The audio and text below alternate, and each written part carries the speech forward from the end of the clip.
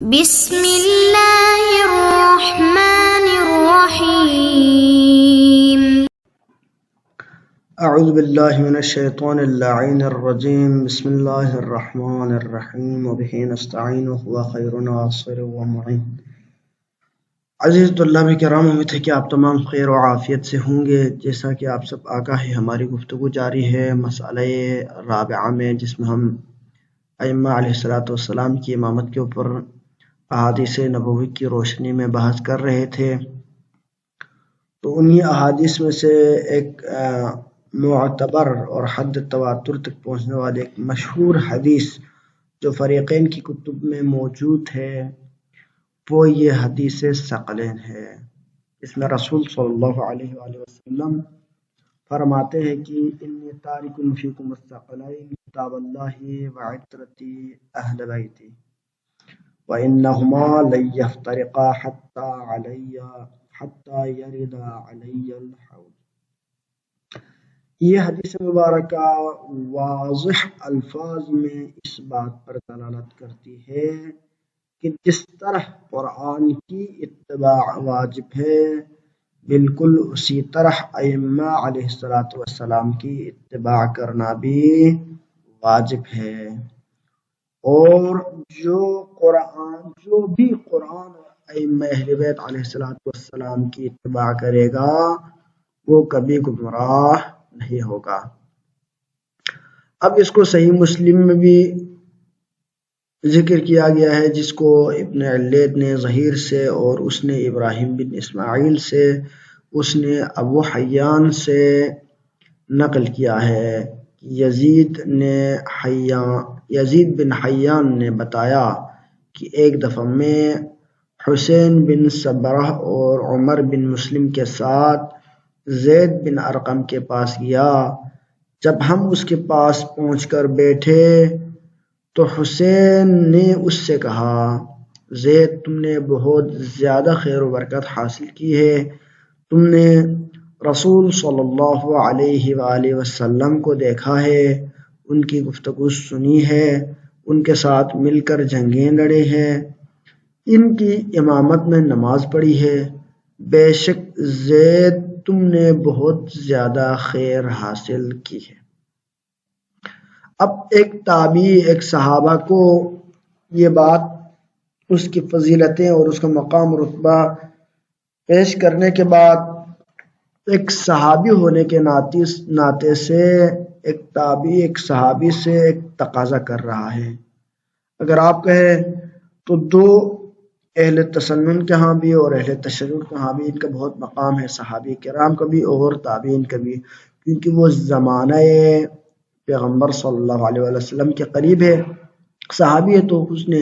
پیغمبر صلی اللہ علیہ وآلہ وسلم سے ملاقات کی ہے، ان کا خاص مقام ہے، رتبہ ہے۔ تو دو عظیم شخصیتیں ملتی ہیں اور ان کی گفتگو ہوتی ہے ایک اہم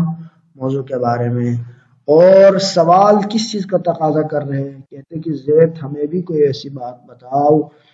جو تم نے رسول صلی اللہ علیہ وآلہ وسلم سے سنی ہو۔ اب کیا ہوتا ہے، زید بن ارقم جواب میں کہتے ہیں کہ میرے بھائی کے بیٹے، خدا کی قسم میری عمر بہت زیادہ ہو چکی ہے، میرا زمانہ پرانا ہو چکا ہے، یعنی لقد کبرت سنی وقدم احدی ونسیت بعض الذی کنت اعی من رسول اللہ صلی اللہ علیہ وآلہ وسلم، یعنی جو کچھ میں نے رسول صلی اللہ علیہ وسلم نے سن کر یاد کیا تھا، میں ان میں سے کچھ باتوں کو بھول چکا ہوں۔ کیونکہ زمانہ گزر چکا ہے، سارے حدیث، سارے انسان کی قوت حافظہ اگرچہ ذہینی کیوں نہ ہو یا فطینی کیوں نہ ہو، کچھ نہ کچھ چیزیں بھول ہی جاتا ہے، تو ساری چیزیں تو مجھے یاد نہیں ہیں، لیکن جو پوائنٹ میں آپ کو بتانے جا رہا ہوں وہ اتنا اہم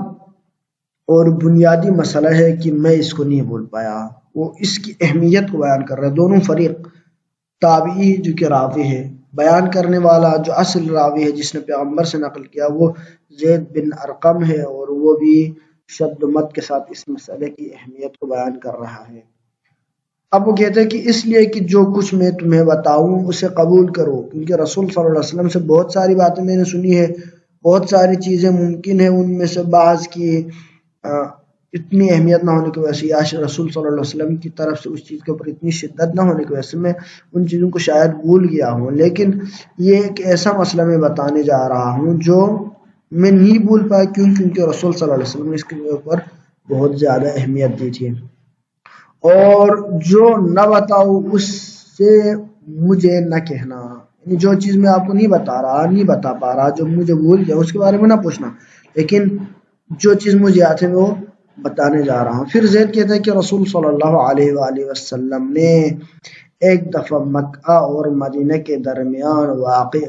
خما نامی ایک چشمے کے پاس کھڑے ہو کر خطبہ دیا، پھر رسول صلی اللہ علیہ وسلم نے اللہ کی حمد و ثنا کی اور وعظ و نصیحت کی، پھر اس کے بعد فرمایا، اے لوگو،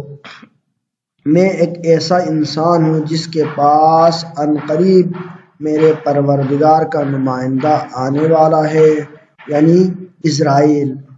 اور میں اس پر لبیک کہتے ہوئے اس دنیا سے جانے والا ہوں،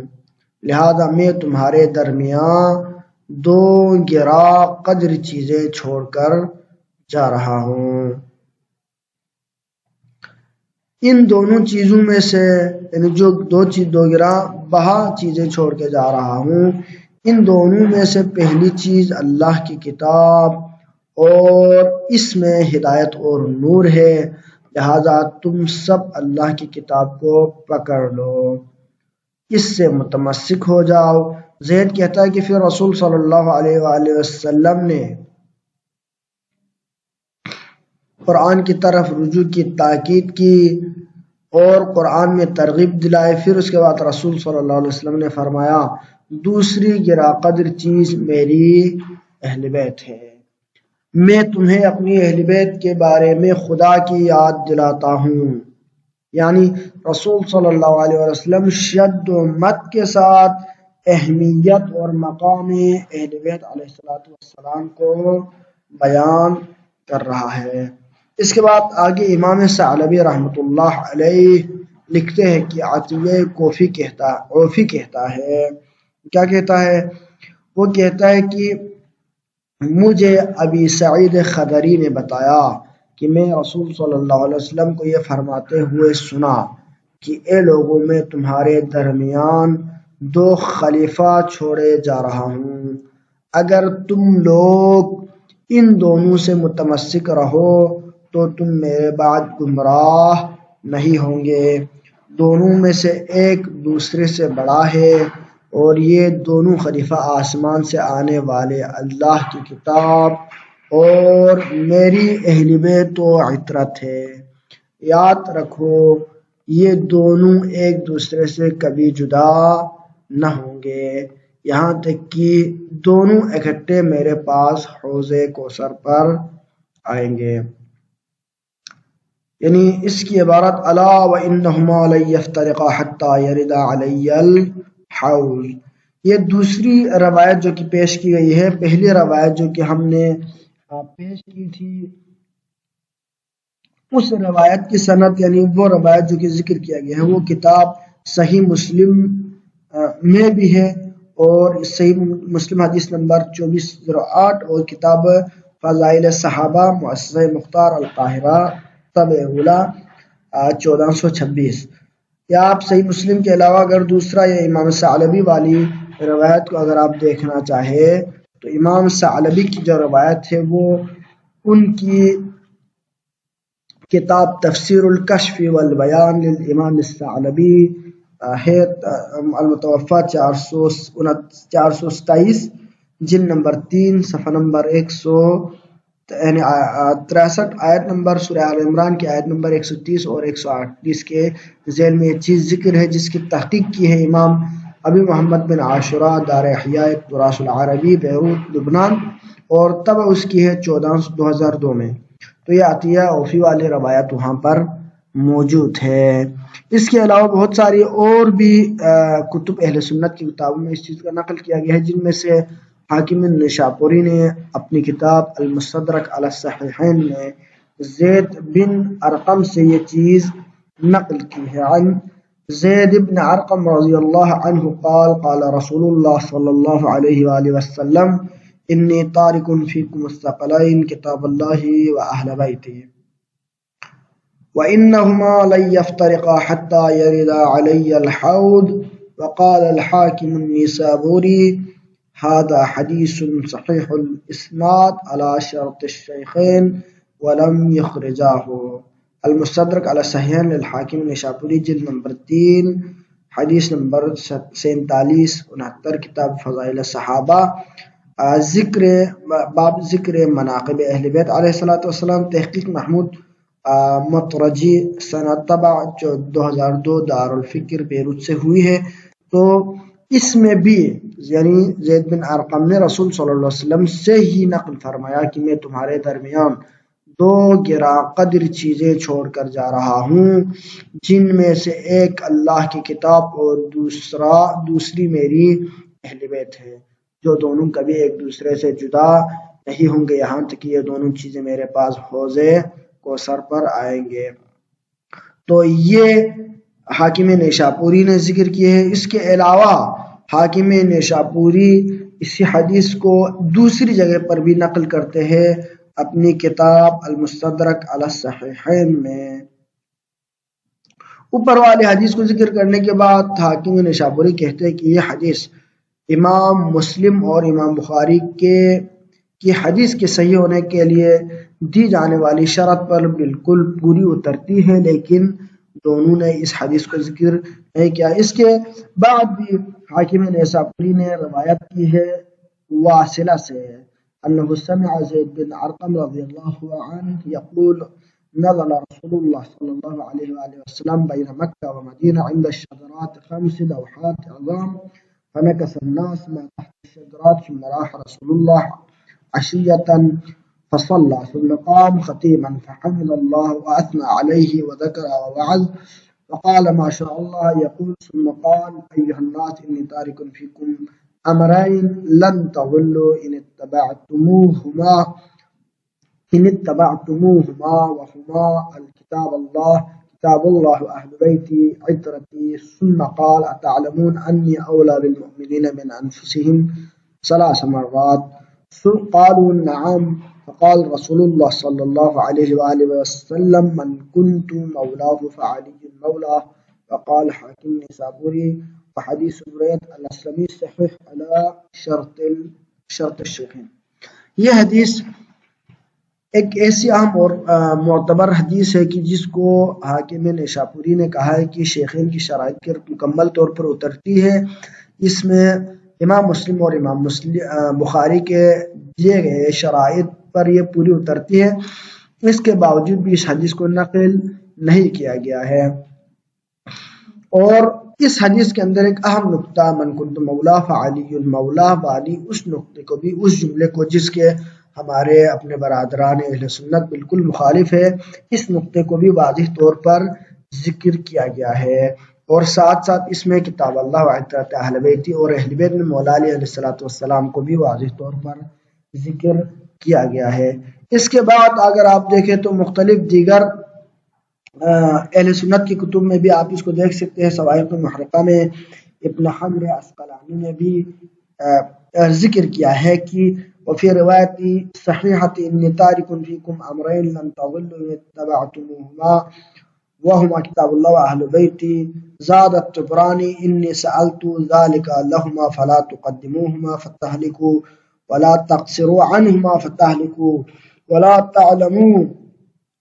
ولا تعلموهم فإنهم أعلم منكم في رواية كتاب الله وسنتي وهي المراد من الأحاديث المقتصرة على الكتاب لأن السنة مبنية له فأغنى ذكره عن ذكرها والحاصل أن البحث۔ تو اس میں آکے ایک اہم نقطے کی طرف یعنی ذکر کرتے ہیں کہ بالکل صحیح حدیث میں مذکور ہے کہ رسول صلی اللہ علیہ وسلم نے فرمایا کہ میں تمہارے درمیان دو چیزیں چھوڑ کے، یہ ابن حجر عسقلانی کا تجزیہ ہے کہ دو چیزیں چھوڑ کر جا رہا ہوں کہ اگر تم میں سے تم نے ان دونوں کی اتباع و پیروی کی تو تم کبھی گمراہ نہیں ہوگے، اور وہ دو چیزیں کتاب خدا اور میری اہل بیت ہے۔ طبرانی نے اس روایت کے آخر میں یہ اضافہ کیا ہے کہ میں نے خدا سے ان دونوں کے لیے یہی طلب کیا، لہذا ان دونوں سے آگے نہ بڑھنا وگرنہ تم ہلاک ہو جائیں گے۔ یعنی طبرانی نے صحیح طور پر اس بات کو واضح طور پر بیان کیا کہ اگر اہل بیت سے آگے بڑھنے کی کوشش کی، اگر قرآن سے آگے بڑھنے کی کوشش کی تو ہلاک ہو جاؤ گے، اور ان میں یعنی میری اہل بیت اور میری اہل بیت کو کچھ نہ سکھاؤ، پڑھانے بتانے کی کوشش نہ کرنا، کیونکہ یہ عالم امت ہے، یہ تم سب سے زیادہ جاننے والے ہیں۔ جس روایت میں کتاب اور میری سنت یعنی کتاب اللہ و سنتی کہا گیا ہے، وہ ان احادیث میں سے ہے جن میں سے فقط کتاب کا ذکر ہے، اور چونکہ سنت کتاب کو بیان کرتی ہے اس لیے اس حدیث میں کتاب کے ذکر کی وجہ سے سنت کے ذکر کی ضرورت نہیں رہتی۔ لہذا کہ جو عموماً اہل سنت برادران ہمارے برادران کی طرف سے یہ نقطہ پیش کیا جاتا ہے کہ آپ اہل تشیع کتاب اللہ و عترتی کہتے ہیں، اصل کیا ہے؟ وہ سنتی ہے۔ تو اس کے بارے میں خود ابن حجر عسقلانی کہتے ہیں کہ یہاں پر اگرچہ سنتی والی روایت کو صحیح بھی مان بھی لے تو وہاں پر ایک ہی شے ہے، دو چیز نہیں ہے، کیونکہ سنت اور حدیث بیان ہے قرآن کا، تو وہ دونوں ایک ہی چیز ہے، مبین و بیان ایک ہی شے ہے، مطلوب ایک ہوتے، تو لہٰذا وہاں پر ایک چیز کا ذکر ہے۔ لیکن اگر آپ اس کے ساتھ عطرت کو ملا دیتے ہیں تو عطرت دوسرا شے پھر بھی باقی رہ جائے گا، وہ کیا ہے؟ عطرت ہے۔ لہٰذا یہ دونوں کبھی تا قیامت تک کبھی بھی جدا نہیں ہو سکتا۔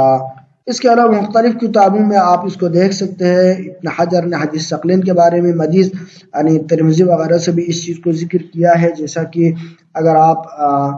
دیکھنا چاہیں سوائق محرمہ میں اس کا تفصیلی آپ ذکر کر سکتے ہیں، یعنی اس کی طرف رجوع فرما سکتے ہیں۔ آپ ابن حجر عسقلانی کی کتاب سوائق محرقہ کا ضرور مطالعہ کریں۔ اس کے علاوہ آپ صحیح جامع صحیح یعنی سنن ترمذی جلد نمبر 4 صفحہ نمبر 502 اس کا بھی مطالعہ کریں، اور فضائل امیر المؤمنین علیہ الصلوۃ والسلام، فضائل صحابہ میں یعنی امام احمد بن حنبل کی جو کتاب ہے اس کا بھی آپ مطالعہ کریں۔ اس کے علاوہ مختلف قسم کے اہل سنت کی کتاب آپ الجامع الکبیر فی الحدیث والجامع الصغیر وزوائدہ، جس کو جمع الجوامع کہتے ہیں، آغا سیوطی کی جلد نمبر 9 اس کا بھی مطالعہ کرے، وہاں پر بھی انہوں نے اس طرح کے مختلف قسم کے معتبر روایات کو ذکر کیا ہے۔ تو اہل سنت کے امام حنبل سے لے کر امام ترمذی سے لے کر امام حجر عسقلانی سے لے کر باقی سارے بزرگان آپ کسی کو بھی اس کا منکر نہیں پائیں گے، تو لہٰذا تمام بزرگان اہل سنت، اس کے علاوہ اہل تشیع کی کتابوں میں یہ نقطۂ نظر اس کو دیکھنے کی ضرورت ہی نہیں ہے، کیونکہ اہل سنت اہل تشیع کے ہاں یہ حدیث معتبر ترین احادیث میں مستند ترین احادیث میں سے ہے، اور اس کی قرآن میں بھی اس کا